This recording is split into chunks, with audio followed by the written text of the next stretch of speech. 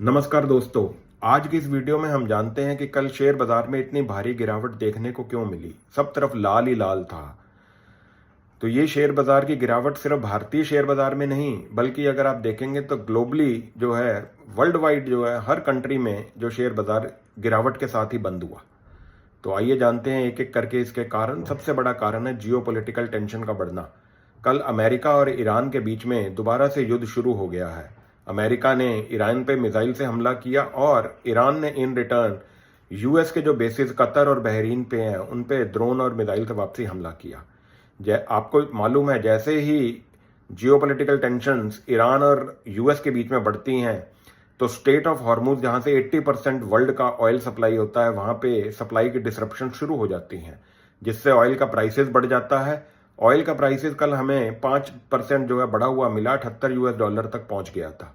जैसे ही ऑयल का प्राइस बढ़ता है उससे इंपोर्ट का प्राइस बढ़ जाता है, और इंपोर्ट की कॉस्ट जैसे ही बढ़ जाती है तो उसका असर आपको डायरेक्टली इन्फ्लेशन पे दिखता है। इन्फ्लेशन बढ़ जाती है। इन्फ्लेशन बढ़ने का मतलब महंगाई दर बढ़ जाती है, और इंपोर्ट के प्राइस बढ़ने से जो दूसरा इंपैक्ट आता है वो आपके कॉर्पोरेट के जो प्रॉफिट्स हैं वो जो है कम हो जाते हैं। सेंट्रल बैंक के ऊपर प्रेशर आ जाता है, वो इंटरेस्ट रेट कट नहीं कर पाते बल्कि मॉनेटरी पॉलिसी को और फर्दर टाइट करने की कोशिश करते हैं। इस स्थिति में जो फाइनेंशियल इंस्टीट्यूशंस होते हैं, जो शेयर मार्केट में अपना पैसा लगा के रखते हैं, वो इस समय जियोपॉलिटिकल टेंशन बढ़ने से अपना पैसा जो है विड्रॉ कर लेते हैं मार्केट से, और उसको सेफ जगह इन्वेस्ट, यानी कि कैश या फिर गवर्नमेंट कॉर्पोरेट बॉन्ड्स में इन्वेस्ट करने की कोशिश करते हैं।